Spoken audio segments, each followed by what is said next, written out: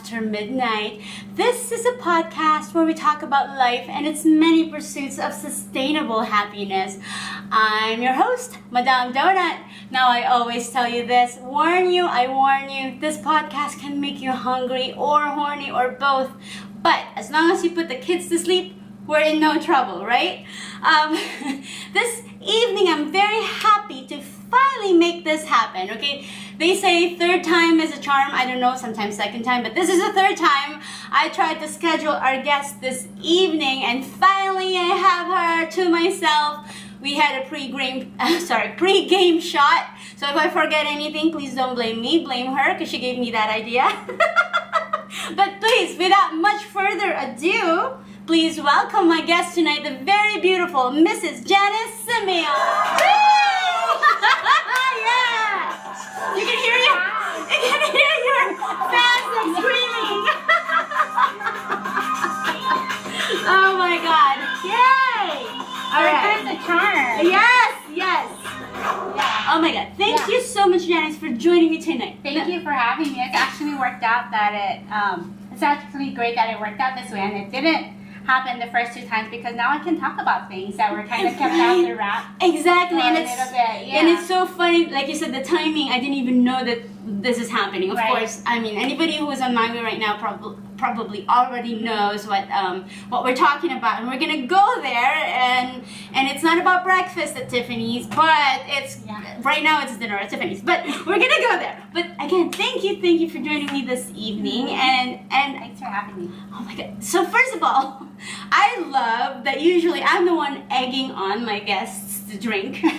And you're like, oh, let's have another shot. I love that. The thing is, like, I'm not a drinker and I don't do these kinds of things, but I'm trying to put myself more out there. Like, I don't know still how I own a bar. Like me. I don't know how I own a bar. Like, you never dreamt of, like, owning a bar. And Right, yeah. That's so...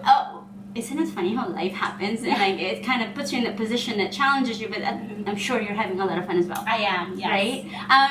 Well, what were you thinking before? Like, what was your dream before like owning now a couple of restaurants? You know, like, I don't know that I had so much dreams. It's just always been like I know what I enjoy doing, and that is like my business background. Like I was like content like sitting in an office doing all of that, and then it just kind of like I had to take a pause in my career at one point because it was like I don't know that I could do this for the rest of my life because it was like it's not fulfilling. And then so I kind of for a long time I just kind of supported my husband and what he loves because like he's so passionate on the things that he does from the get-go. And it's just inspiring. So I always just like kind of supported that and let him kind of take the lead and see where that would take us. Yes. Okay. First of all, we said husband, right? We talked about your husband, and I want to say the first time I reached out to you, it was because you posted this thing, and it's this beautiful picture of yourself, and it said, "I am not just Chef Wonder's wife." I thought that was really, I don't know, it touched me in a certain way. It really stuck with me, to be honest with you. I think part of it is that, just in my own life, I kind of dealt with like working with your life partner and then becoming a business partner, like how you work together and how you can balance that was like a very challenging thing for most couples who work together. So I really wanted to talk to you more about how you manage that, and probably I'll learn a thing or two. But that post was powerful for me because, especially for women who stand behind a big name or someone famous or somebody that everybody just kind of gets drawn to. Right. And yet, I think that most of the time, it's the invisible ones that keep things going to make sure that these people are supported, right? Like for me, like it would be really nice to have that support system as well. And I feel like Chef, okay, just in case I'm talking like babbling here, just get a little background. Let's talk about your background, Janice. So you are okay. I'm Chef Sheldon's wife. I am. Yes. Yes. But I'm more than that, you Yes. know, and I think it took me a little while to kind of figure that out because you know we get married, we have kids, and you kind of lose yourself, and then you start doing these things, and then you realize like, well, he wouldn't be here if I wasn't here, you know? Right. And then like just kind of like I said, I'm trying to put myself more out there because I had forgotten like the things that I had done in the past that like kind of got me where I am, or kind of got us where I am today, right? Yeah, exactly. And that's it's so important. It's so good that you said that. Like you kind of lose yourself sometimes when you're just trying to roll with it. Right, yeah, you're trying to make it work for everybody involved. And I think being a wife and a mother, you know, the priorities kind of you juggle that, and a lot of times for mothers and wives it becomes not you, it's not about you, you know, especially when something huge is going on, you know, with Chef Sheldon's career. It's like, who are we, or anyone in this family, if you call him a loved one, not to support that, you know, when, like you said, I think there was a time where I knew that I had to put my career on hold because I could see his growing. Yeah. So it was like, oh, stop working and be a stay-at-home mom because his career is growing. In fact, like I remember when I put my notice in at my work, I went into HR and they asked me like, why are you leaving? And I told them like, I know that we're gonna own a restaurant one day. And right now I need to focus on my family because once that restaurant is there, like once we have that restaurant, that's going to be like our priority, and right now my priority is my kids. That's I still think about that. And you just knew that, just having that insight to do that. Right. And then like I how old were the kids, or your oldest at the time? I had the 3 at that time. My littlest wasn't a year old at that time. And I have 4 now. So my littlest wasn't a year old yet at that time. So, or I think she had made just a year. So just having that insight, and then like looking back, like I remember her like how hard those years was. Because, you know, like he was making, you know, he had his salary, but you know, living on one income, like on Maui, it was like really hard. It was a struggle. First of all, I think if you're, even when you're single, to live on one source of income, it's like so hard on Maui. And then you're talking about raising a family. So that's and just insane. Like, remembering, looking back at how hard those times was, I just like, it just makes me cry. Like I'm getting all teary-eyed just thinking about like how hard it was. But it was the best decision. Like even though how hard it was, like it was the best decision. Like I spent those 4 years like raising my kids. They weren't at a sitter. You know, it was me like raising them and having that time with them. And then we added one more shortly after.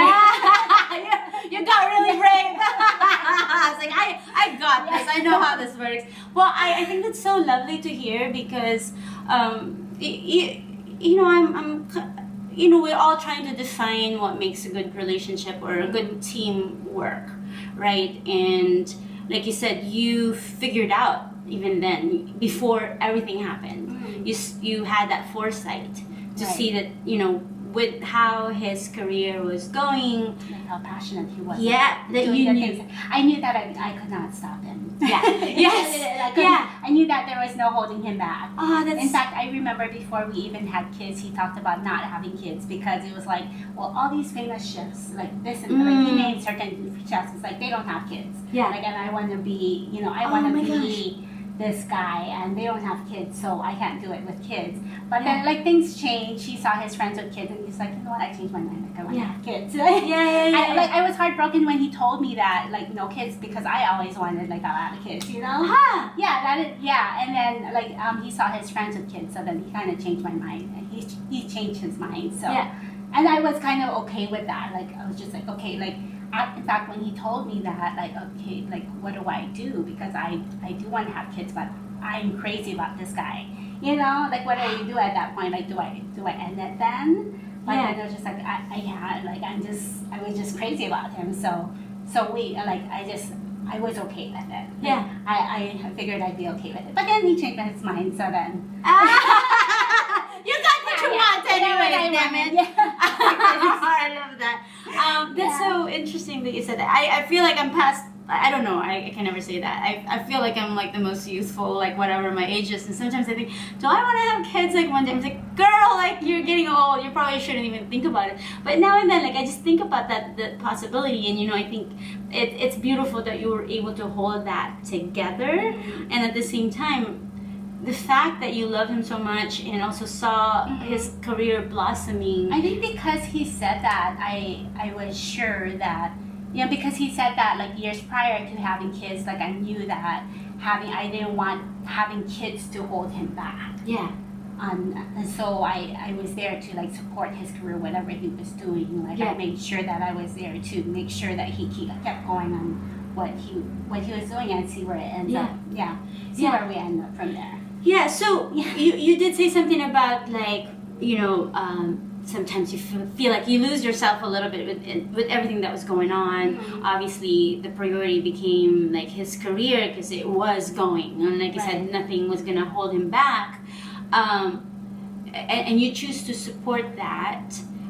When did you feel like, okay, if I'm losing myself, how do I make this work out so that you're also still happy and making sure, before he even realized he wanted to have kids, right? Like, let's say like in the beginning when you kind of made that decision, like, okay, this is what he wants, there's no holding him back, and I love him. I mean, how do you... I think my happiness was through him, like just the things that he was doing, and then just, he's just such a light, he's just like so inspiring to me.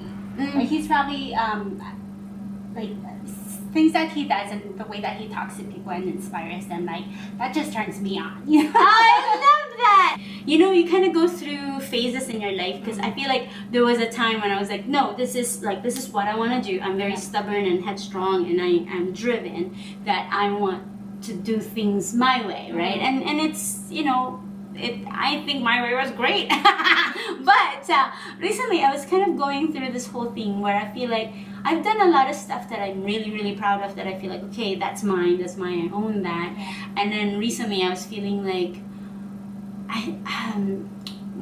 I'm like getting in touch with more my nurturing side. I feel like a little bit later than some women, because I feel like you said, you met each other and you fell in love, and you knew from the get-go you wanted to support his passion.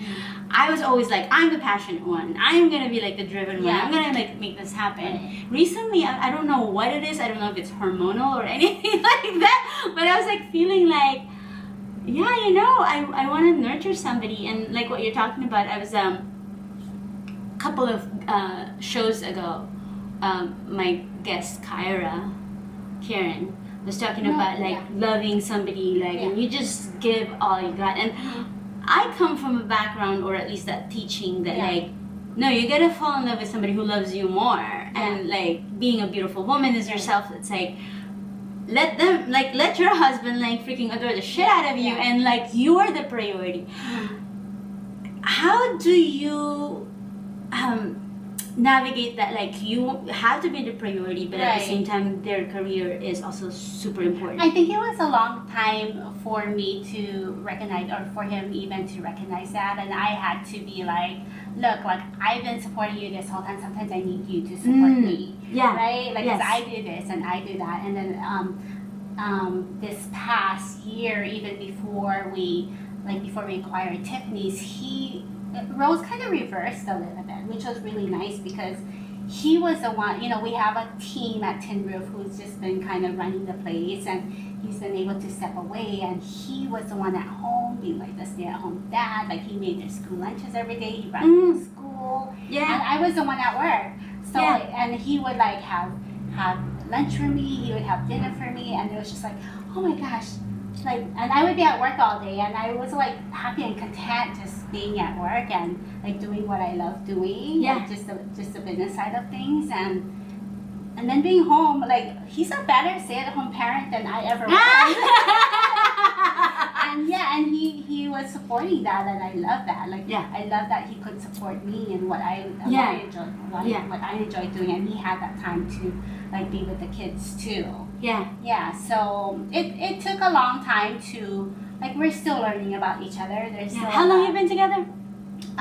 Since 2021, so 21 years. 21 Yeah, years. 21 Holy years. shit. Because I saw some pictures. You guys were like in high school. So you were like fucking kids. Sorry. Yeah, Like you in were college, kids. yeah. Holy kids. Right. I'm like this. Like you're this kid. Like no, they weren't that like small, but still like kids. Right. That's Yeah. amazing. You're very fortunate that we met each other early on. Yeah. No, somebody else is from the Big Island. Like He's from the Big Island. I'm You're from from- Maui. okay. Yes. And We then- met in Florida. oh, Yes. what? Yeah. What was in Florida? How did you meet in Florida?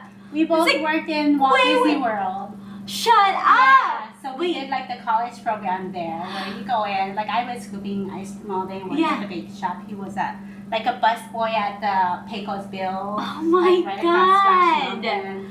That is yeah. so cute. I love it. You met in Disney World. Well, we met right behind the magic, like the castle in Magic Kingdom. Oh my god. Talk It's about corny, but Yes, it talk is what about- happened.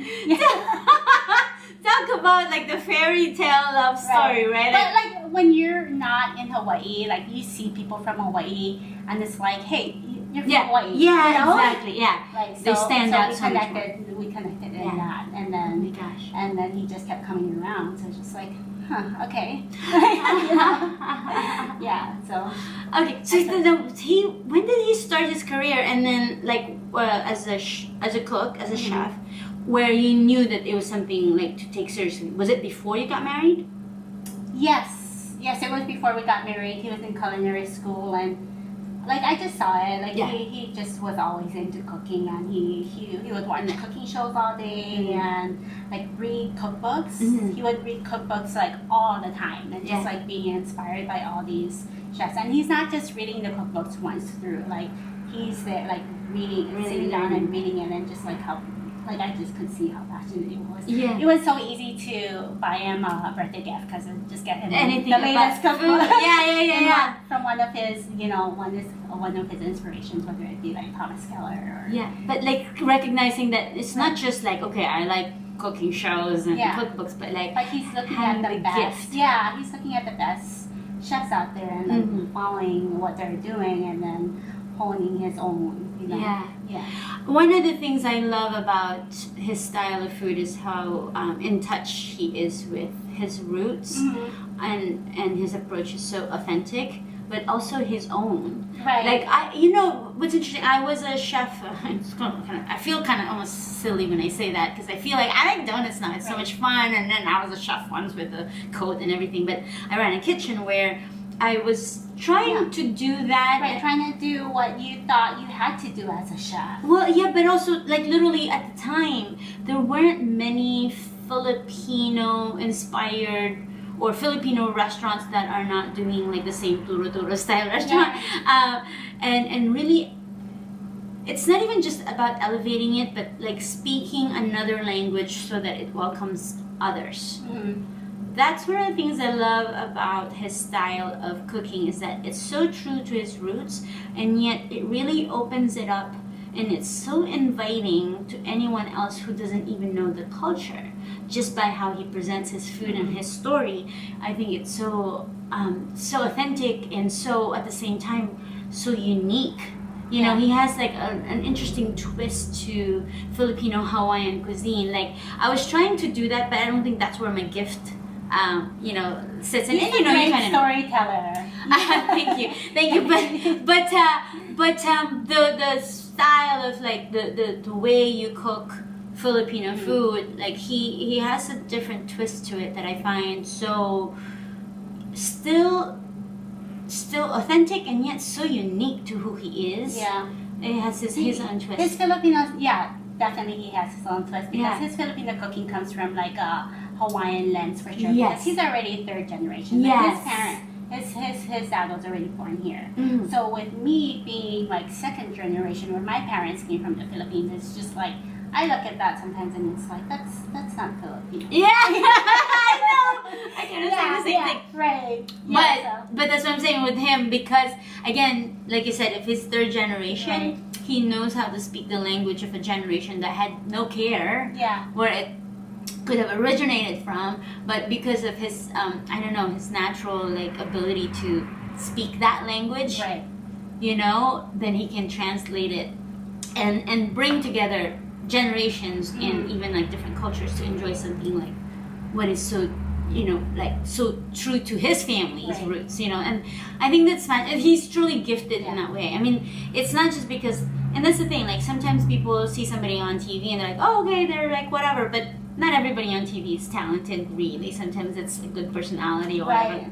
But he's got both going on, where he's super lovable but also super authentic, and that's how you guys are running the business. And in fact, that's where I kind of want to go now, is because now you own two businesses, Tin Roof, and recently you acquired Tiffany's, which is a long time it's been open iconic for place. almost 20 years now. 20 years. And it just works out because this is the kind of food he loves to cook. I don't know how we have it, but it's just iconic. Like everybody knows Tiffany's, and it's exactly the kind of food that he cooks. So for him to take over, it was just like, and then just like we were able to get in there and just revive the place. It's almost like the most natural thing. It did become very natural for us, and it's just been an amazing process, like for us to like go in there and to own the building, and not just like lease a building to operate a restaurant. So that was just own the building, own the business for us. That's amazing. And it's a big change for us from like running Tin Roof, where Tin Roof is amazing. Like we have such an amazing crew there. Shout out to my crew. Like we don't even have to be in there because they know the program, they know what needs to be done. That's awesome. And then to go from quick serve to like full service, and we just built an amazing team there. And Nui, who is our GM, Janet, who's been the manager there for a long time, we have them on there, and then Chef Nolan, who kind of runs the kitchen crew there. Because for me, like, I don't know quick serve, right? Just do what you guys need to do. You guys know what needs to happen. Like I just pay the bills and do all the business side and make sure you guys do the admin. I do the admin, I do the payroll, I make sure the business keeps going. And then we go through it. I think it's so important because I'm more I'm very creative. My mind really doesn't stop thinking about how can I do something novel with this idea, or like I think my strength cooking wise, or at least with food, is like coming up with something when something's just thrown at me. That's like, I love like almost like quick fire challenge, that kind of cooking where like, the creative side of it. I have more of that logical side. And that's actually what I need in life. That's why Chef and I balance a lot. And that's what I need in life, not in life, I mean, sort of kind of in life, but like a structure where somebody is like making sure that like that things get done. That's where I come in. Yes, and see, this is why I think it's so important for people to remember, and this is what I mentioned on my post this evening, how like not everybody has to be the lead singer, and in fact it's very important that there's only one lead singer, and knowing what your role is to make a machine work well is to make sure that each responsibility is filled by somebody qualified. Like I know I'm not qualified to run the admin in my own business sometimes. So I actually this is a few months ago, but I hired a bookkeeper just to make sure that the numbers are like getting straightened out, but like, because that's not my thing. But it's so important that that's what I'm saying, like with your team, like that's your role. And knowing that is as important as the spotlight put on him. So like, and they know that too. And they know that, and it's so important that they do.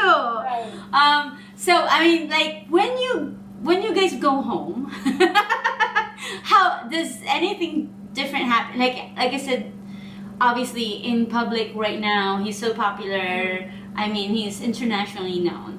But when you get home, did anything change at all from when you guys first like started dating and got married, and then does he act out? I don't think so. I mean, like when he's out in public and he, people recognize him, he's so kind. Oh my gosh. Like we would be like we would be at Disneyland, and at one point I was like with the family, and at one point we just like carried on because he's so nice that he'll talk to everybody. He has that personality, and like people are just like so drawn to him, and then I learned to just be like, okay, I'm just moving on. And just, but I don't think I'm like it's actually really nice that people recognize that, and it's nice to actually like be able to stop and talk to the people too. Especially now at Tiffany's, because it's like a lot of the locals. Yeah, that's what being able to like see I'm like overjoyed. all the local families coming through, and I think that's one of the best news that I heard for a long time in the industry. I'm not even kidding, because I think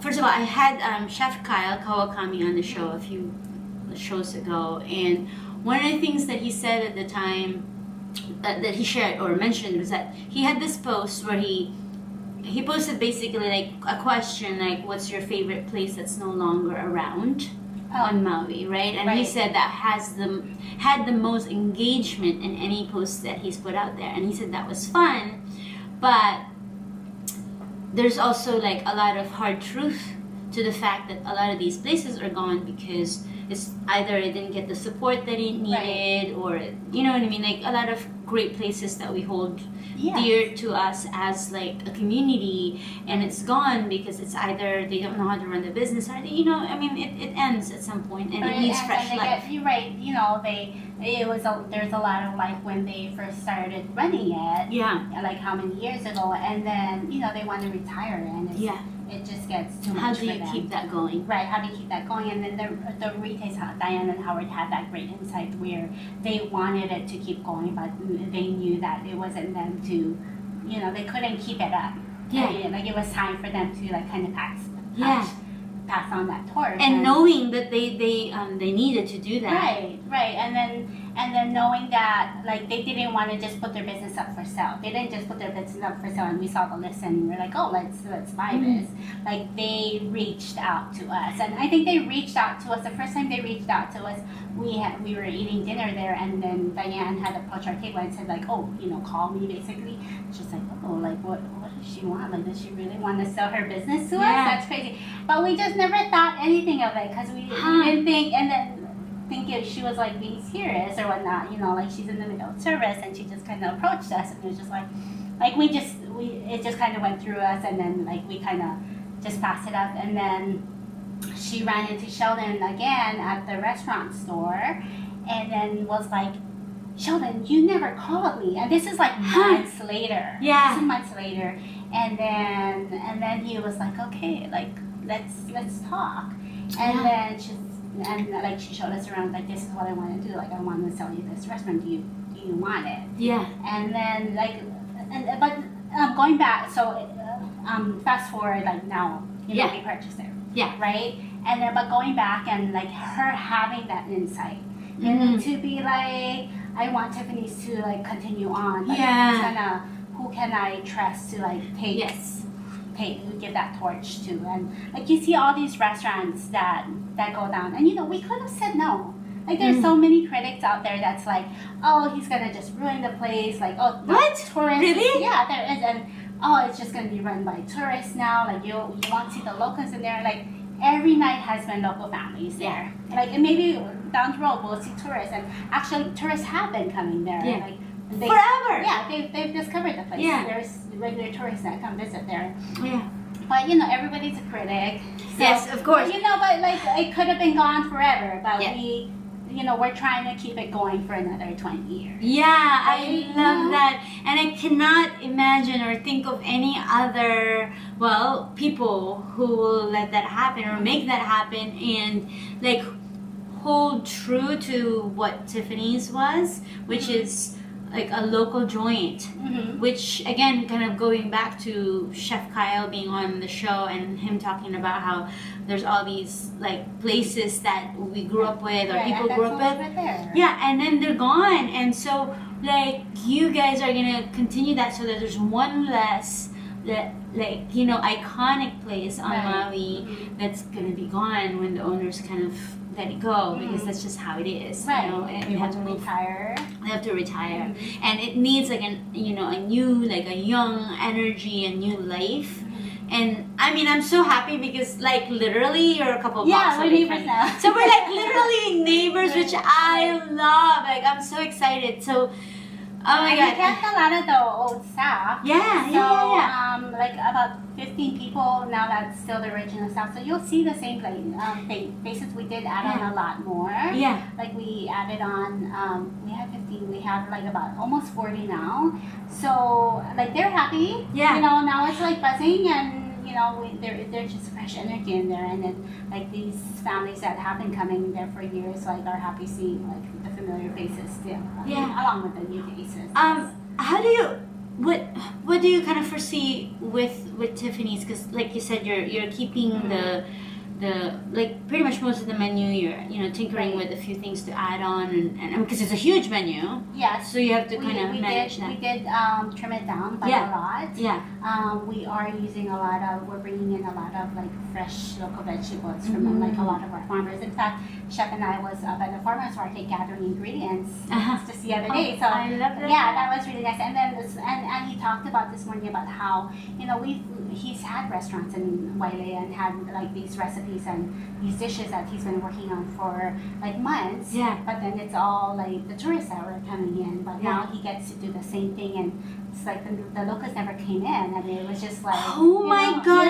I love that you said that, because when I first opened Donut Dynamite, I literally had, I still randomly will have people tell me like, why aren't you on French Street? Why aren't you in Wailea? Your donuts should be, your donuts should be somewhere, like touristy or whatever, or like fancy because your donuts are fancy. And I literally said that, like, the first of all, I want to service the locals. Right. These locals are not going to go to Wailea or French Street to have a $5-6 donut, because, we just don't go there for the touristy things. I didn't want to be a touristy thing. I thought it was more important to serve the locals and bring the good. Like, like when Chef Sheldon was in Wailea, for example, I mean, the food was great, but like you're saying, the locals wouldn't go there. So he kind of lost that connection, and that's what I used to say. Like, when I first started, or in the beginning of my career, I just wanted to do fine dining because I felt like that was where, the best food's gonna be made. That's how I imagined it to be. But the truth is, my root is I'm from the boonies. I was born at home in the same bed I had my first period on, because we were poor. I was born at home. The closest hospital was like four hours away, and I'm humble. I have the humble beginning, and I don't want to lose that connection with the people. Exactly. And so I was like, the best food doesn't necessarily mean it has to be in the most beautiful, expensive location. It can be like just connecting with your community and not losing that. So to me, it was important to be here. And that was his thing too. It's like I had these restaurants in Wailea, but like now I have a restaurant here, and it's great to like introduce the locals to like, you can have this dish with these amazing produce. Exactly. Here, and like kind of slowly introduce it to you. Like we had a roast pork special, which locals know roast pork, but now it's served with like fresh local broccolini. Yes. Things like that. And that's what I was saying before with my donuts, because like I want these people to get to try a luxurious, beautifully made treat that they wouldn't go to and they wouldn't discover because they think it's so like, like bougie or whatever to go to it. It's just not our thing. It's like, but I didn't want to be disconnected to the locals because you don't feel like I'm somewhere fancy. Now Uncle feels okay with walking into Tiffany's. Yes. Like I never we don't have dinner today. Let's just go to Tiffany's, and then they have this dish here that right. So we've been kind of slowly introducing. Trying to support our local farmers. And I love that, and that's one of the things that I think Chef Sheldon's always kind of stood for, is like staying true to his roots, but really supporting local from the get-go. I mean, first of all, guys, just in case you didn't know, I actually when I first opened here at Donut Dynamite, I made the brioche buns for the spicy chicken sandwich. I was like, that's so exciting to me. Like, that connection was like, I know, starting here every morning. Picking up buns. And I always smelled so good in my car. That was so I'm so like honored that I was a part of that at some point, you know, and now I'm like solo operation, so I can't quite like do wholesale anymore and all that stuff. But to me, I just love to be. And then we got so big that like it was just I couldn't yeah. handle it. Like Right. it's just. Yeah, it's just not in my operation. And again, I don't know. I'm still dealing with that myself, like trying to figure out how to grow and maintain the integrity of my product, but also like, okay, how do you, because again, like with the Tiffany's thing, I've been like looking around for inspiration, right? And just seeing how Tiffany's kind of, okay, the previous owners wanted to move on, but how do you like, yeah, and I'm trying to figure things out for myself with Donut Dynamite and all my like other endeavors, and like how do I balance it? Talk about balance. How do you balance being the wife of Chef Sheldon and having the space for your own to not be just the wife of Chef Sheldon, as well as not just the mother of your children? Like how do you? Because you said something earlier about like, you know, at some point you kind of lose yourself. How do you find yourself again to make sure that everything's in balance, especially right now with all of these new projects, you know?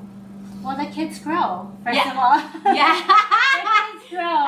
So they don't need you as much like, for like and it was kind of running down here, and I almost forgot, and I wanted to say that I had to put the kids to bed, but honestly, they put themselves to bed. Yes. You know? Oh, that's great. You know, so yeah, they grow, and then so you have to find yourself again. Yeah. You know, they don't need you as often. Like they, of course, you're still there to support them, but they don't need you to put them to bed. You know, you don't need to be there to put them to bed. You don't need to be there to make sure they get their homework done. Like they know it needs to be done, right?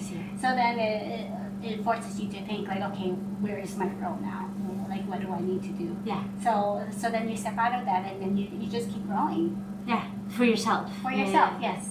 Yeah. And no, that's good to know. That's good to know. I mean, just in case, like, you know, for new parents out there who think like, oh, I'm stuck here right now. Like, they do grow up. I really like that phase where the days are short, but the years are, what is the days are short, but the years are long. Well, the days are long, but the years are short. Is that what it means? Is that what the saying is? I didn't even know what the saying The days are long, but the years are short. That's so true, though. Like, because, you know, sometimes you just want the day over if you're having like such a, like, oh my God, it's a long, hard day. Yeah, and it goes by fast. Like, and, like I always like kind of rolled my eyes where it's like, oh, I can't believe they're so grown now. But then it's true. Like, my daughter's a sophomore in high school now, and I always think, like, we really only have 3 years left with her before she goes on to college, and then who knows where she'll end up from there. You know, whether she wants to come back home or not. But you know, we want her to like explore and see what her options are. What hers is going to be. Yeah, make that decision for herself. Yeah. Yeah. But like for now, you're finding yourself, and like, you know what, like I've given you like many few years of my life, and you're kind of finding yourself again. And then a big thing too, like we actually, like we brought on an assistant this past 2 years because, you know, we had tenure going on, and the chef had his cookbook going on, and then we hired on Brendan Smith, who's kind of become a part of our family. Like he kind of became like our assistant, and like if I need the kids to be picked up, like I can call him. He's kind of all around, right? He does all that, and then like he took over like a lot of the social media for him. And then he took over like Sheldon's scheduling, where he does like a lot of like media interviews, and where I used to do all of that, you know, and that's really good. I've been thinking about that too, like how do you find that team, you know, like again, like I said, not everybody has to be the lead singer in the band, and you're a big part of what makes this thing work. And then as you're expanding, finding how to extend your business family, you know, and finding the right people. And then I actually, and a lot of it became too much for me because I was like his schedule was a lot in itself, and then there's a kid's schedule, and then now it's like I got Brendan, and now it's like, okay, now I just pass things on to him. Okay, you do this. Oh, that's great. So yes. I'm trying to look for that person to be like, okay. And like you said, like you have to find the right person that fits, right? Like, it's so hard to like give people let go. Let go. And find the right person. How do you generally figure out that it's the right? I'm still I'm Right. asking everybody this because I'm still trying to learn how to hire people and get the right assist in a way. I'm not sure. Like, this Yes. one, it just kind of became natural. Yeah. Because he was always around anyway. Yes, he was always, and yeah, everybody was telling me about him because like he's following Chef around pretty much, like you said, he's always around, and knows, he knows you guys well, Right, so he can like, represent, dynamic, right? yeah, and make sure my that. kids loved him, And the voice of the story stays authentic to you guys and Chef, so that, because that's the thing I find that's really interesting, because there's everybody who says like, oh, I do social media, but like they have all these almost kind of like robotic Yeah. a recipe to make Right. it seem the same, but it's like they all look the same, and I don't want to be spoken for in that way. Right. So finding help or part of the team who, like, understands you, and, yeah. right? and And, represents you right. well. Mhm. It's kind of, that's where I'm at right now. Like I need somebody to understand me. I think I'm a very I'm a very unique person, Yeah. that I don't want to be put out there just like everybody else, because then, like, I tried that. I had somebody run my social media on Donut Dynamite for a very short while, and he's a very talented kid, but the voice changed, and he actually said something like, well, sometimes you're just gonna trust the professionals. And I'm like, yeah, but it's my voice, Right. it's my passion, it's my story. I have to have a say, and if I know that you're speaking my voice, then I can let it go. But I can't just say, yes, this is Yes. what you need to post. No. It needs to And it needs to sound like it's coming from you. Yeah. Right. and it's really hard to find sometimes, so it's like, ugh, I don't know if I'll get there. I'm trying. I've been asking everybody, and that's I was telling you, one of the reasons I love this podcast. I get to talk to people and like pick people's brains, Right. like how are you making it work? Not everybody, we don't know everything, but someone always knows something else that we don't, and hopefully we get like bits and pieces to Right. make something our own and make it work for us. Because like I like to invite people that I feel like you're inspiring, you're doing something different, and you're doing something that could like either inspire me or somebody else is listening. And I think that's very important and sexy. So anyways, so it's going back to sexy. I love how you asked me. It's like, hey, is this gonna be a video thing? Because I gotta be prepared. So anyways, sexy time. How do you keep the passion alive in a relationship where you're like, okay, you've been together for 20-something years, 4 kids later, and at least 2 businesses later that you Right. actually own? That's a lot. Yeah. Like, The passion's still there. you guys are the cutest. Seriously. Thank you. I don't know. how do you do that though? Like, seriously. I don't know. We wait for the kids to be in school. We have a dog now that doesn't want to leave our bed. Oh my god, yeah, come on. I need time alone with the hubby. But like, are there any like do you schedule like date times, or like how do you make it work so that you do have that alone time with each other, and like I think to keep it keep the romance, right? Yeah. There are times. Like this past weekend, we were together and our friend saw us and just like, is this a date? I'm like, well, actually, I guess we could call it that because we have that time to ourselves, and like a lot of times it's talking about business, and it's like, let's do this, we need to do this and we need to do that, and it's hard because we need to manage that, right? Yeah. But I don't know, it just comes natural, I think, for us. So, because like I've heard people sometimes say, if you're a couple and you work together, you literally have to like schedule a day where you don't talk about work. Is that something that you do? Maybe it's something we need to do. Yeah, right? It's hard to say right now because so much of this is fresh, right? Yeah. Tiffany's, and so right now, like our focus is all on there. So, Huh. yeah. I think that's really interesting that you said that focus is there right now, because I'm thinking about that for my own, like when you understand that priorities change through that different phases in your life, right? Because I was talking to this girl. She's she's kind of like an online friend, and she's like, you know what, girl, you're a goddess. You deserve this. You want somebody who's like just gonna worship you and this and that, and yeah, I think I definitely must have that man in my life. However, I also understand, or I think I understand that as a career professional on my own, like I wanted that space to grow what it is, what my passion is. And I think, again, as a couple, like with the two of you, understanding that the priorities change, right? So you're right. So it does change through, and it's sometimes it's not just like by day, it's by years. Yes. You go through these phases, and there are years where like it is a bad year, and we're just working on things through the whole year, but knowing that it will eventually come out of it. You know?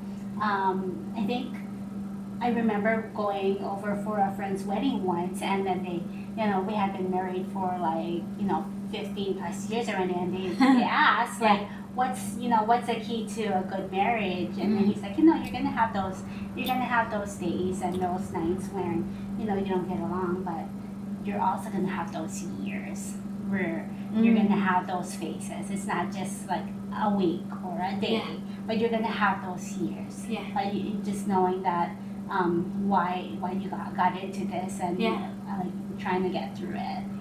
So it's like that with the business too. Right now we're going through it's a lot now. Because right now it is the focus. The priority right now is you just acquired a new project, and it's the service to everybody involved if you don't focus on it, and understanding that as a couple, as business partners, that the priority and at least the focus goes there. That doesn't mean that later you can come back together and have your date or whatever it is that requires that you require to stay connected romantically, and as as two humans, your life partners, outside of work, and like you said, maybe eventually you get to a point where okay, we have to schedule days where we don't talk about work, but right now it's okay. It's okay. Understandable. You must understand it. We know that this is what we're going through right now. And we're on the same page. Oh, that's important. That you're on the same page. Instead of when are you gonna have time for me? Yes, exactly. Because I'm just as busy as he is. And it's so good that I think people have to think more of that to make sure not to make sure, but there's no guarantees, but in general, to make relationships, whether it be romantic or a marriage or business, to kind of wait it out and know that the priorities change through that. There's ebbs and flows in relationships and businesses, so you'll come back around to finding yourself, you're saying. What's the future for Tiffany's, you think? Like you said, you're right now we kept a lot of the staff. We hired on a lot more. Right now it's we're just doing dinner. Tiffany's is always known for being open for lunch, being available for to go. Right now, we're running a marathon. We're not sprinting. And I think that's really important, because we don't want to overwhelm our staff. We want to make sure we set the right standards in place, get the people right in place, get the right people trained up. We want to go for another 20 years, and we want to make sure we do it right and not just hit the ground running kind of thing. So I know there's a lot of people who is waiting. It's we get those comments where it's you guys are not open for lunch. We're always there for lunch.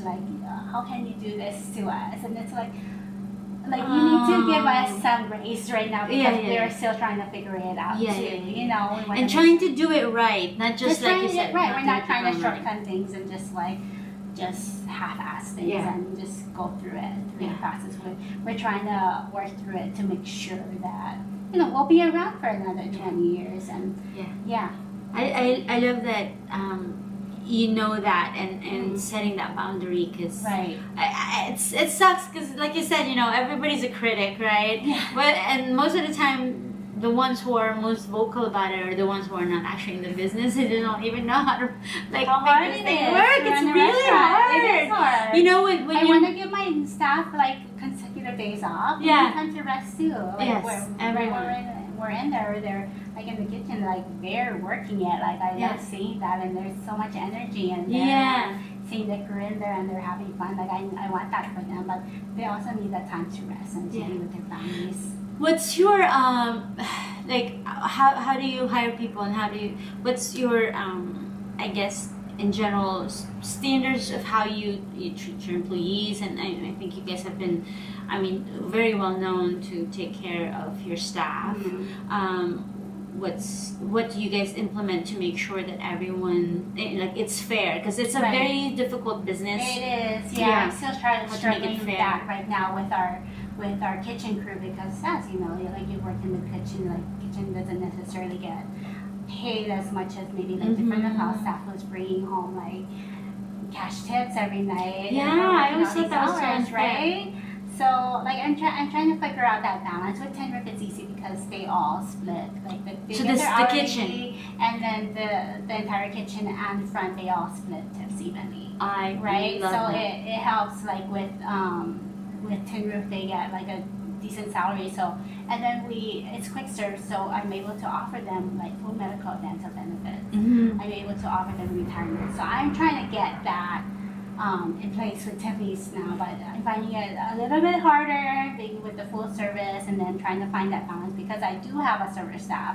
Yeah. You know, I do have a front of house staff, and then I have a kitchen staff. So I'm struggling right now with that balance, because we Yeah. come from, you know, my husband coming from a kitchen. Yes. I see how hard they work. Yes. And so I want them to be able to, you know, be able to afford their and raise Yeah. their families and have a decent,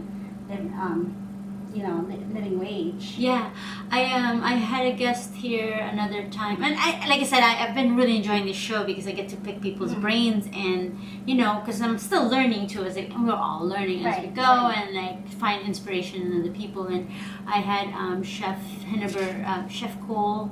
He owns Kitoko. Oh yes. Yeah. Yeah. It's beautiful, like food out of this food truck. And I was asking him the other day, like, how do you hire people? And you know, he's so funny. 'Cause he's like, well, you know, I do the interview, blah blah blah, and if they don't call me, like I give them my number and tell them I want to hire you, and I think this is how you would fit in the team, blah blah blah. And if you think about that, and if you think this could work, give me a call. And he said that if they don't call him, then he's not gonna call them. Got it. Unless it's a person he thinks like really, Right. really, really has to make sure this person, you know, joins their team. But he said he always not overpays, but pays higher than normal and gives as many benefits as he could Yeah. possibly afford, but fire fast if they don't. They're not a good Yeah, fit. you can. But see it give right first, away. like Right. he's offering the best Right. benefits and the best Right. pay that he could Mhm. possibly give. And what's And your you can kind of tell right away if they're going to be a good fit or not. Mhm. Yeah, like once they start working. So we do at Tenrip we. I mean, I don't know if you've seen our operation, but it's crazy. Like Yeah, just it's like. freaking busy. Yeah, I don't so- even know how you freaking So just we go through all that. we'll actually get people who's applied for the position and we're thinking of hiring them. We'll actually have them come inside maybe for like half an hour or so and just watch. See how Yeah, and just quick watch, the right? damn thing And is. if they're all for it, like Yeah. okay, come along, let's give you a shot. Yeah. You know, like if they're down or maybe it just scare them away and just be like, you know what, like. We It's tell them not- like, you know, it's okay. You It's can not tell for me everyone. if it's not for you. Yeah. I want you to see this, and if it's not for you, then Yeah. like tell me. I love And that. even like when after their first day on the job, Sorry. I'll ask Now and then my whip comes out. Sorry, that's not supposed to be there. I told a guest here once, I was like, you know, I usually come with a whip, and he's like, oh my god, like really? I was like, just kidding. I mean, yeah, sometimes kind of. I mean, I do have a whip. I mean, like it kind of fits. I do have a whip, and my whip has it has like a heart and star shape on it. So when you get bruised by it, Yeah. you have like a cute Yeah. bruise. So I mean, yeah. why So not? maybe maybe after the first day, and it's like, you know what, you can tell me. Yeah. If you know, get a whip or not. Just kidding. if it's not for you, then it's Yeah. okay. Like, I understand because it is a lot. That's It's right. not for, and it's not for everybody. So that's kind of been the hiring process for Tin Roof. And then with Tiffany's, I haven't been doing the hiring, so I'm happy about that. Yeah. Like, I have a GM now that does the hiring. Oh, that's and then good. our It's a chef big does- operation. Yeah, so and then our chef does the hiring, and it's been a lot of kind of word of mouth. Like, oh, I have this friend. I'm like, okay, then Yeah, bring him in. Oh, but that's what I love about our community. Right. Is like, you know, it's really a lot of it is like word of mouth, right? So, Right. and people that you trust will like send you the right people. Right. Because again, I was like talking to Chef Cole the other day. And I was like, how do you find your people? Because he was saying that, generally speaking, he has like really good staff, right? And I've struggled with that. Like, how do I do this? And like right now, I work by myself, so that's kind of not where I'm worrying so much about. But finding the right staff usually is like word of mouth, especially in Maui. Yeah. You know, like Yeah. yeah. I have to put ads out there sometimes, and then I get some. I've gotten a few good ones through Okay. like Facebook job Yeah. postings or something. You know, but yeah, sometimes you get some good ones that come through, and I had this one I was just talking about him where we go to hire him, and then he comes back and he's like, my chef offered me more money, and it's just like, and then chef was like, he doesn't want to be here, like, it's fine. I'm like, what do you mean by more money though? Because we pay pretty good, you know? Yeah. And then so I had to convince him, like, look, you're gonna be doing this and this and this and this, and you're not gonna be working extra hours to make, you know, this and that, whatever. So he's like, okay, like, let me think about it. And now he's been with us for a few months now, and and he's just like so happy. Oh, good. And now they have like he had more time with his wife, and then his wife started working for us, you know. Like, and then they have the same days off, and then it just worked out for them. Oh, that's so good to hear. Yeah, well, I mean, like, I remember those moments in, you know, growing Sheldon growing his career where he had no time for us, you know, and I had to kind of take a step back, and then so I think about that with my crew, like, you know, you have to make time for your family, you know, like, I don't want to be that employer for you. You know, I want to be the type of employer that I wanted for us. You know, back in the time, like, I wanted to make sure, like, you have your time off to, like, relax and kind of reset a little. You know. This is why I say you're the heart of this business and this family and how it keeps going, because just for, you know, just you saying that, like, really warms me up, because I love that it's a family business. Because you have a good understanding of what family means, instead of like corporate, like, okay, you know, to the last cent, like, we're gonna make the money. And I think, you know, it's just one of those, like, we struggle, right? We talked about this earlier. I don't know if we talked about this prior to the show, but growing, and how you have, you know, you can have the vision of growing, but how do you maintain as you grow, like, the authenticity, and also, you know, how you take care of the employees, because like you're saying, like, a lot of times when it goes corporate, like, you're just a number employee. I just look back at the time when Sheldon was growing his career, and he was working, you know, 60 to 80 hours a week, and he didn't have time for us, you know, and then still being questioned by the employer, like, oh, what is, you know, after Sheldon had done this Top Chef thing, and it's like, oh, like, what is Sheldon doing? What is he up to? And it's like, what do you mean, what is he up to? He's at your restaurant for like 60, 80 hours a week. Like, what else could he be doing, you know? And then just being questioned about, like,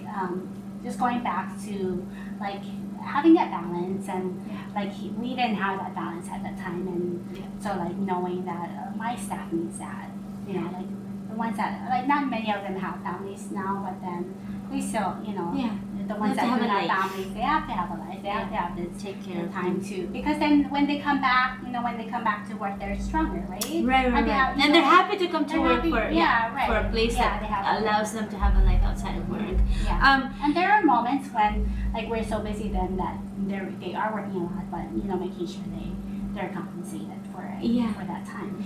You mentioned something about remembering how hard it was, and it kind of makes you teary-eyed, and I kind of relate to that, because sometimes I've thought about, like, I mean, for years I didn't have a day off, and I slept on where you're sitting now, like, I had like a little futon there, and you know, and that's kind of abnormal. That's not a way to live, you know, when I think about it. and how difficult it was for my relationship and for the business to keep running, and like, how do you do this? And what are, and I asked you before if there's anything off limits, but what are some of those moments where you felt like it makes you kind of teary-eyed thinking about how difficult it was, and yet you're still here. Thank God you're still here. But like going back and you're like, fuck, that was so hard, and you can't believe that you're here. Yeah. Yeah. How did you manage? Simply. Not so much with work, because those moments were when I was at home with my kids, and I had 3 babies at home that were not in school anymore, and then I had one like in kindergarten. And in kindergarten, you can't just roll up to the drive-through and then your kid just jump into the car and drive off. You have to you have to actually like find parking, and this is on Front Street. Like find parking, and then, well, first of all, like I would go home, and then it's finally nap time, and they finally fell asleep. And now I have to like get them into the car, right? Oh my God. And then get them into the car, drive through the school, find parking, and then they're asleep in the car. And then like having to like have a double stroller, and then have my baby carry my baby, and then walk into the school, because having to walk to the classroom to pick her up, back then, because kindergartners can't be picked up curbside, you know. And then having to go in there and then get back, and then drive back home. Like those are the moments that I think about, like how hard it was. Like, and where was Chef at this time? He was working. That's before Tin Roof. It was before Tin Roof. Yeah, he was working in ohana.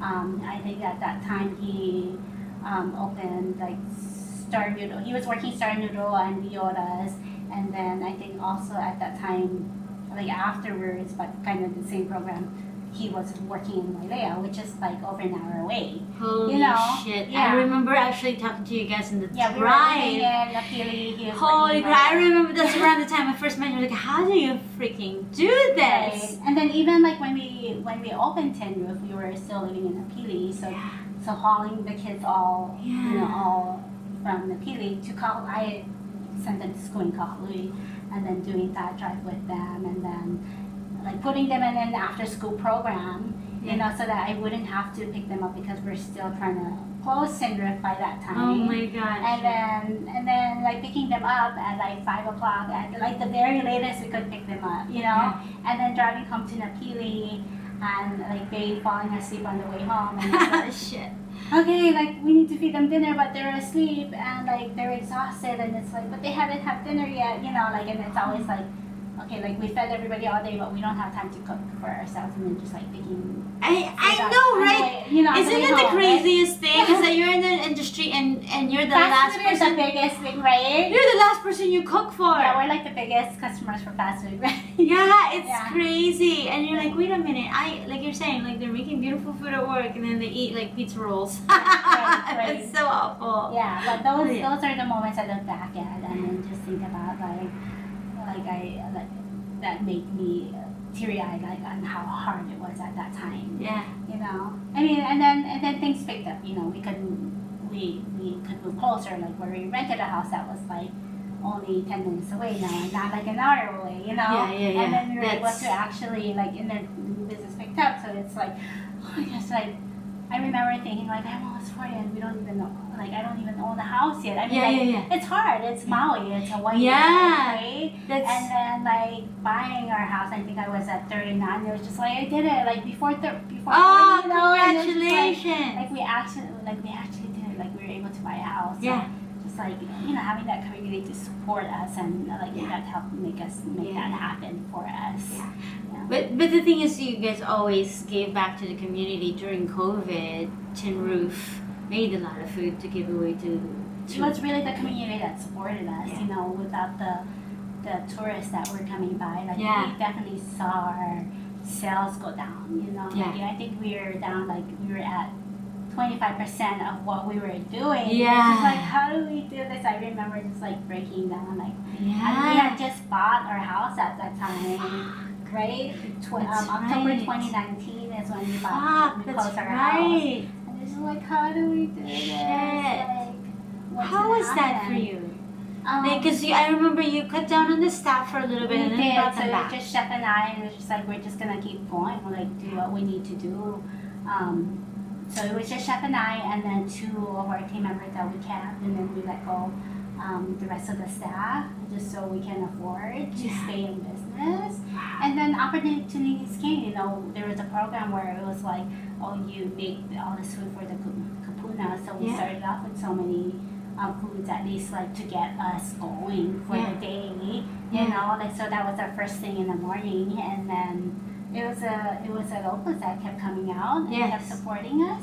Doing that. I just love that about Maui, because I felt the same way. Like, I wouldn't be here today if the local, again, like, they would come here and thank me for staying open. I'm like, no, thank you for buying my donuts. Thank you for buying lunch. Like, you know, it's really heartwarming to talk about like how the tourist supports our community, but but it's the locals that keep coming back. I totally agree. And I think that, you know, that's a conversation that most of us have to like really keep engaged in, because if there's anything we'll learn from the pandemic, I think that it should be that, you know, we gotta keep our local community strong, because when all this stuff happens, it's us all here together, and we're gonna help each other out. And I think Tin Roof, you know, as a family business, has always shown that. Like I said, the way you hire people and the way you keep your staff, like being so concerned with their life and well-being outside of just work, you know. And you know, I think this industry is so difficult that it's so ingrained in the industry to like work your ass off with hardly any pay, and you get treated like shit, and that's okay, because if you can't handle it, then get the fuck out, you know. And that kind of thinking has, you know, it's really it dominated the industry, especially in the cities, in the big cities. And I just love seeing a family business like yours thrive while supporting the people that work for them and support them, you know, always giving back to the community. I think it's, well, thank you. And like, to me, it's inspiring, and that's one of the reasons why, like, I'm so excited that you're finally my neighbor. Like this, I think it elevates local food and that local identity.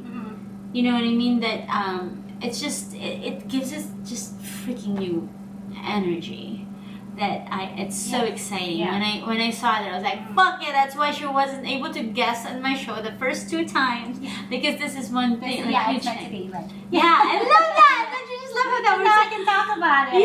I love that. to like keep it on the route. Try not to say anything. And you know what's funny? I saw a post where you were like saying, it's like, we have the secret or whatever. It's like, oh my god, what is that? And then when I saw that finally that you took over Tiffany's, I was like, oh my god, this is amazing.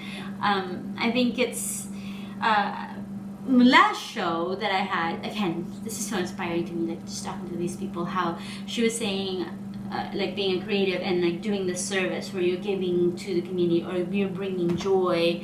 I think it's so important to acknowledge, because like when basically that's what you guys are doing. You're keeping up that joy that you give out to people, you know, when the Tiffany's has done, and obviously Tin Roof, Chef Sheldon and you and the team have kept going, and then to bring in like an iconic place and continue that tradition. I think that is so what is so heartwarming about family businesses that really want to keep contributing to the community and keep it alive.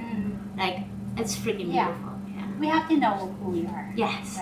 And it's just one of the things I love about this is funny thing to me when people say, oh, you're a brand. I've just learned that through the years, right? People have this misconception of who we brands. are. And you know, like, oh, he's just gonna do this, and he's gonna, like, you don't know us. Yes. Come in and maybe you know get to know us. Yeah, and that idea of what the brand is, like, I get it. Like, we have to label something for you know, for one reason or another, but authenticity to me is you can't brand that. You can't just put a label on it and make it like, okay, now it's authentic.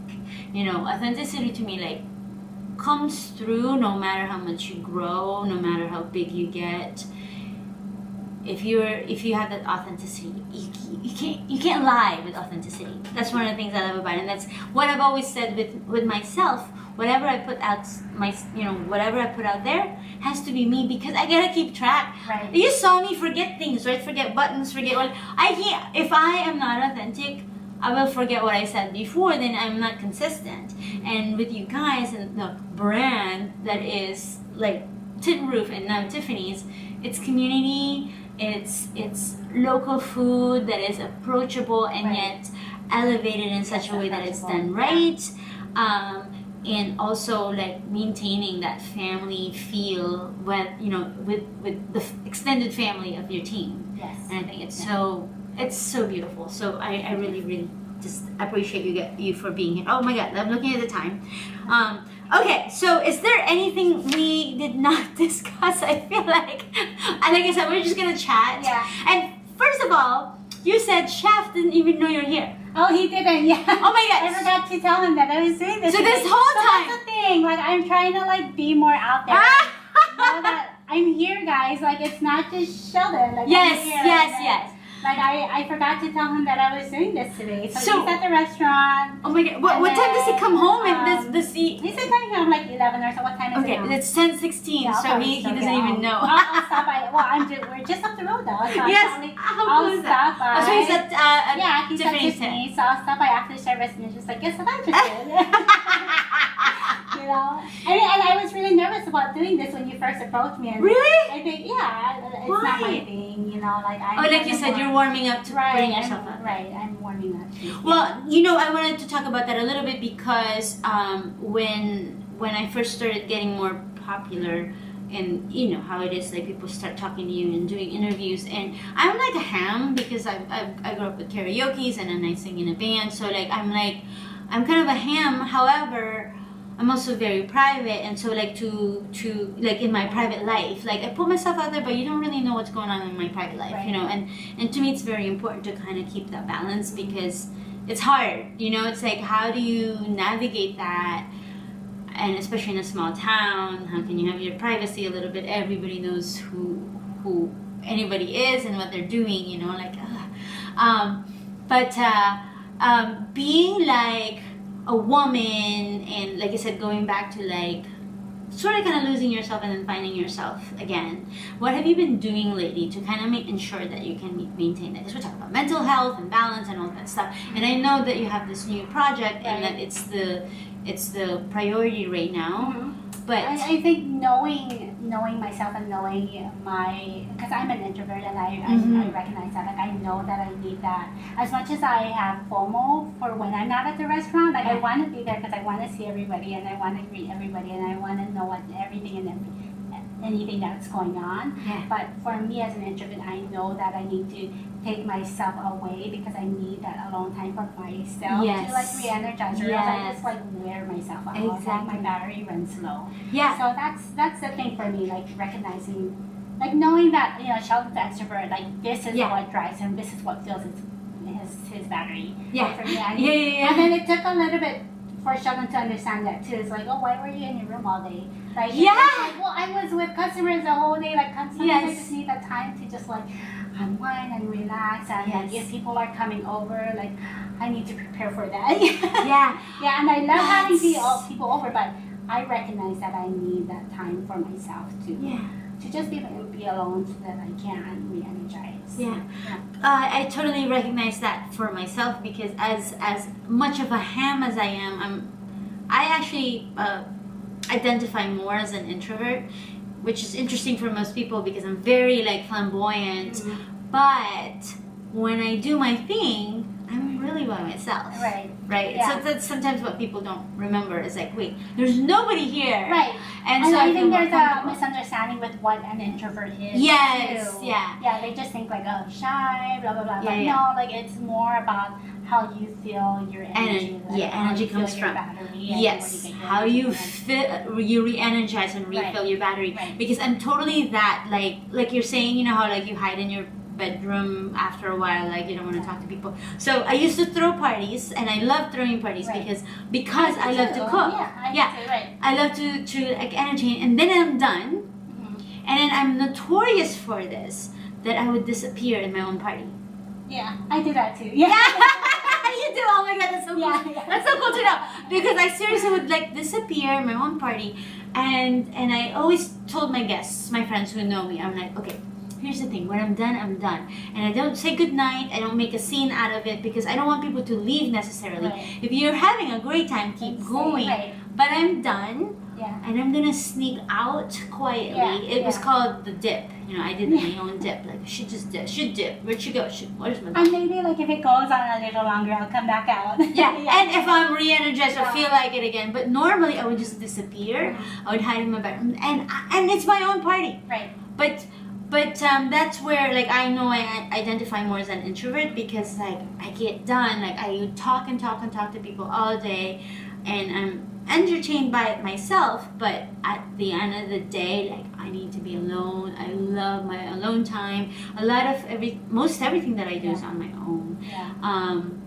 But going back to what you were saying, where you wanted to kind of get used to being out there or putting yourself out there, I remember thinking, well, this is part of my job now, putting yourself out there. Yeah. You know, like I literally partnered up with a model, not because I wanted to be a model, but because I wanted to see what it was like to put yourself out there and be comfortable with the camera. Not necessarily the poses, but more like, how do you act around something that's following you around clicking, you know what I mean?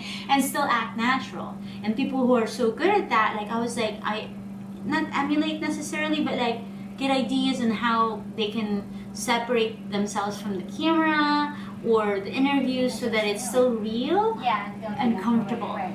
And that's what I needed to do. And so like what are your like techniques recently to kind of like get yourself out there and be like, hey, you know what, I can talk to people now. I mean, including coming to this podcast. Like just getting out, like you always read about it and say that about just getting out of your comfort zone. Yeah, comfort zone. Yeah. And then taking a shot of tequila before it. The shot of tequila, you guys. Actually, yeah, that's what we had to do before the show. The shot of tequila helped. Yeah. And you know what I did? I used to do whiskey, because I'm a whiskey girl. So I would do the whiskey instead of the tequila. And I would get comfortable, but I would forget things. But it's like, it's either I'm too comfortable and I forget things, or I remember everything and I'm so nervous. Like, what the fuck? Like, so yeah, that's why I needed to do more of this. And in fact, even the podcast, I wanted to do this to get more comfortable, like talking and just talking to people. And I'm okay with like one-on-one conversations. Yeah. When it's in a group, like I kind of like hold back a little bit. Yeah. I'm the same exact way. Yeah. You know, where people always tell me like, oh, you must be the life of the party. I was like, yeah, that is if I go to the party. I rarely go. I have this thing, like, in fact, the other night I went to a show and I knew I was going to bump into a few people I knew that I, you know, kind of know through, you know, just the community or whatever. But sometimes, especially because I was so tired, like I just worked, like, you know, I don't sleep Friday through Saturday. And then I went to a show that night with a very short nap. So I'm not exactly so social, like you're saying. You've already been all day talking to people. I didn't want to talk to anybody, so like I would make sure I'm not late, but like right there on time. I have no time to socialize, and the show will like start. Yeah. That's kind of like a thing for me to get out of it. That like a good plan. It's almost like I'm fashionably late, but really just on time, so I don't have to. Like that's kind of my technique sometimes. Okay. And just like I'm trying to do that. Like now everybody knows. Like, why are they late? They don't want to talk to us. I'm like, no, it's just sometimes it's like you want to be there and support, but it's like I'm drained, and this is my way of. But like, you recognize that, right? Yes. You recognize that's the most important thing, I think. Like knowing and understanding, and I think Chef and I have that understanding with each other. Yeah. What if you were more famous than him? How do you think that would change the dynamic of the relationship? Let's just pretend. Let's just go completely the opposite right now, and it's like your career that's first and foremost. Like you're not actually super introverted, and like, you know, how do you think that would work? Do you think? Can you imagine it being the other way around? I mean, if he had. I don't think so. Like there has to be some kind of balance. Yeah. And with us, we're like very much human. And that's why you find like that's why we were, right? Yeah. He can drink a whole bottle, and I like I can go months without drinking. You know? Yeah. It's like, oh yeah, I've been DD for him for how many years? Like, Yeah. You know, my daughter just got her learner's permit and they're like, Yeah, I saw that. yeah, That is so everybody's cute. like, oh, Let her pass, please. yeah, you have a DD. I'm like, I've been his DD. So yeah, somebody be my DD, okay? Yeah. That's so cool. Yeah. But I love that you know that and own that, because I feel that being an empowered female, being an empowered woman, sometimes most people think that it's like, okay, now you take the reins and be No. the, you know, and I love that you said that, because I think that that's one of the things that's missing sometimes with what how we define a modern strong woman. And a lot of times strong woman is like, I'm take charge, I'm the boss, I'm the boss lady. And quite honestly, being the boss doesn't always mean, like you said, It being doesn't the lead always singer. mean being, the lead. Like, I am the boss. Yes, exactly. I am the boss, but I don't need to have that, you know, I don't need to be the forefront of it. Yes. Like you said, like Yeah, the lead yeah, singer. yeah. And I think that's what makes it work. And I'm hoping that, like, you know, more of us recognize that, and not everybody, you know what I mean, like the balance, really. I'm learning that as I go. I've always been called kind of bossy. So, and I like being bossy because I'm a boss, god damn it. But I also am recognizing that sometimes lately, like, where I feel like, you know, I'm kind of liking the idea of like having the quiet time. Like, I've always been, I am very colorful and flamboyant, so I almost automatically get the attention. But lately I'm feeling like, you know what, I really am, like, with the spotlights, like, I love seeing and talking to people who shine, you know, around me, and remind me how magical every person and every creature and every personality is. That, like I said, not have to be the limelight to be the boss, you know, and being that woman, and how being that woman and being that support is actually as strong. It is, and people recognize it too. Like people who know us, right? Our friends that know us, and like they'll say it to me, right? Like you said it to me, and like and it's like, and like even like this customer that came in the other day, and she's like, oh yeah, I'm like, yes, I am. Thank you for. I'm not gonna deny it, but yes, right? Because that's what sometimes people don't realize, that the reason why this works is because there's this stronger support system that you don't even see. Right. And I think not everybody's gonna be Beyonce. She doesn't like necessarily write all of her songs and does the choreography, but to make the whole thing work and be super magical, everyone's got a place. And I think that's so important to reiterate, that being a strong female doesn't mean you have to be this Wonder Woman in that outfit. Right. You know, like, I'm the boss lady, and being a heroine and being the female hero is that sometimes you just own that. And it's not saying that that kind of femininity is weak, right? It actually shows strength, I think, when you're able to support somebody the way you have, and know that one day the priority becomes you again, and learning that ebb and flow, and that, you know what, it's gonna be my turn next time anyways. Like, I'm supporting you right now, but the truth is, now you owe me, bitch.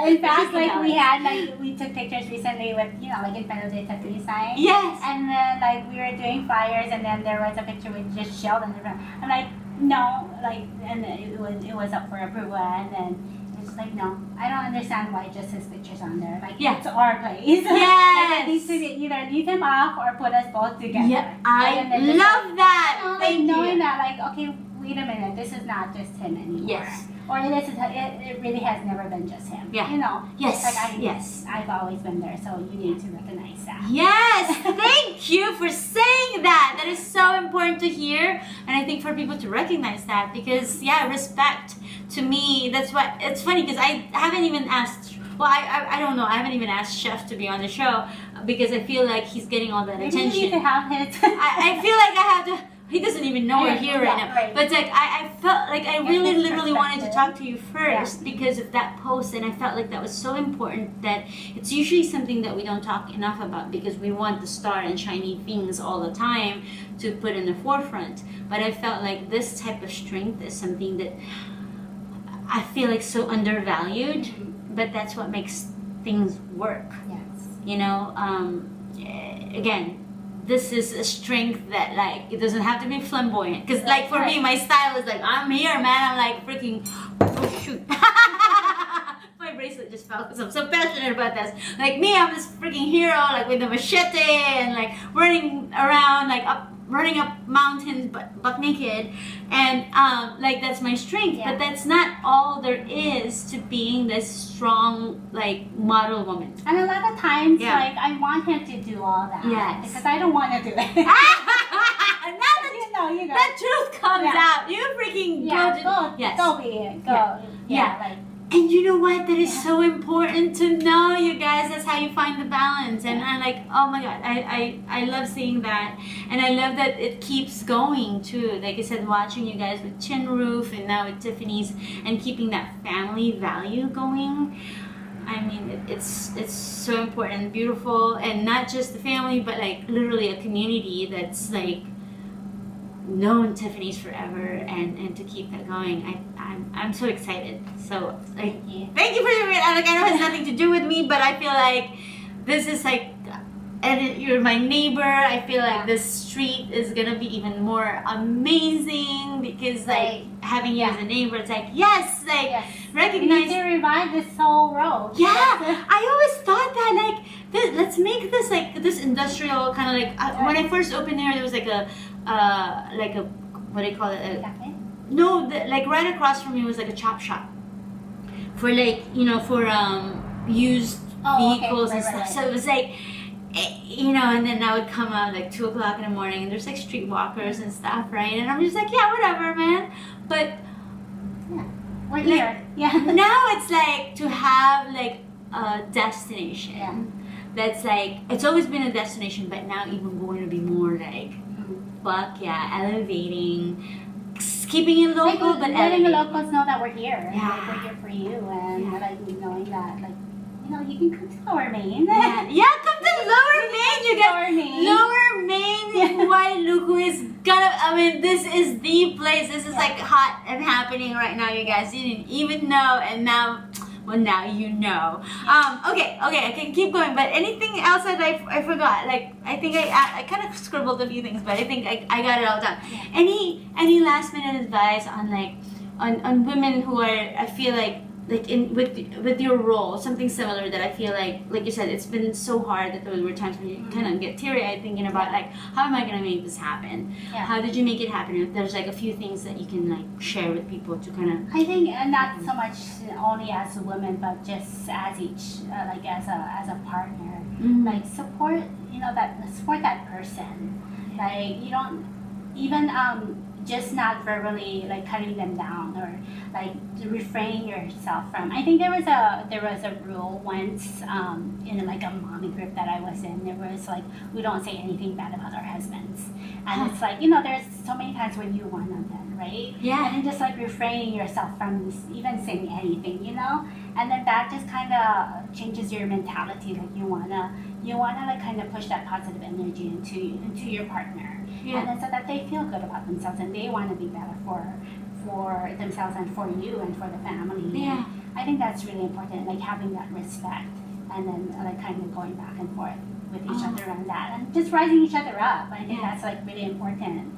So say it again, right? Rising each other up. Yeah. I love that. Right. And even just not saying anything bad, like just like maybe like for locals sometimes like it's so hard to say, right, to like your partner or whatever, but even just not saying anything bad like that just helps. Not letting it come out of your mouth.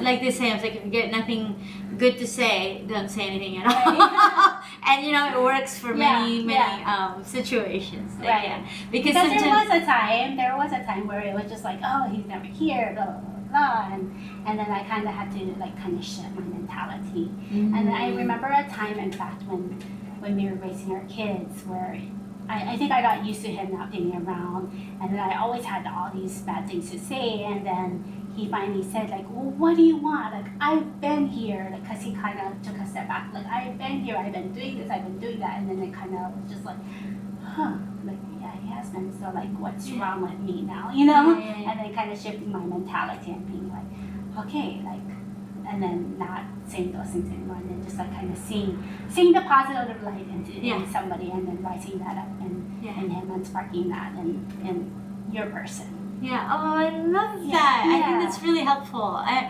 God, I love this podcast. I get to talk with the coolest people. I really mean that. I learned so much. It's been very enriching for me to be talking to you. And Thank you for having me. Oh my God, seriously, thank you. I'm so glad it worked out timing wise. I always have a lot to say, but I don't necessarily have like the avenue to share. So thank you for giving that to me. Oh my God, thank you for sharing. And then for Tin Roof, you guys are open every day except Sundays and Mondays, actually. Sundays and Mondays. Yes.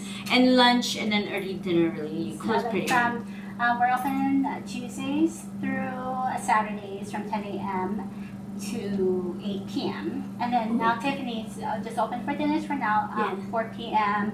until 8 p.m. We'll be starting to go soon. Oh, okay. And then hopefully we can bring on lunch. Are you open on Sundays at Tiffany's? We are. Oh, I'm sorry. Yeah, we're open. We're just closed on Tuesdays and Wednesdays. So we're Tuesdays and Wednesdays. Because like yesterday, I almost thought about it. I mean, I cooked my own adobo yesterday, but I was like, I had a friend over. I was like, I almost wanted to go to Tiffany's, but I was too lazy to check, and I already made adobo just to be sure. But okay, so it's good to know Sundays, because Sundays usually there's nothing open on Wailuku. So so it's good that you guys are open. We're open until 10. Yes. Okay. Good. Okay. Cool. All right. Well, we got a good chat in. I'm very grateful for that. I don't know where I went here. I just want to thank everybody for, of course, hanging out with us tonight. I want to thank you, Janice, for hanging out with me tonight, having that shot of tequila with me and having cocktails. It's so much fun. I want to thank everybody for joining us. If you're watching us live on YouTube, I will be back next week at 9:01 p.m. Hawaiian time, of course. And then, of course, this podcast is going to be available for audio in a couple of days once I re-edit. Just in case I said something, I have to go look back if I said something that will incriminate me. Thank you, and everybody say aloha!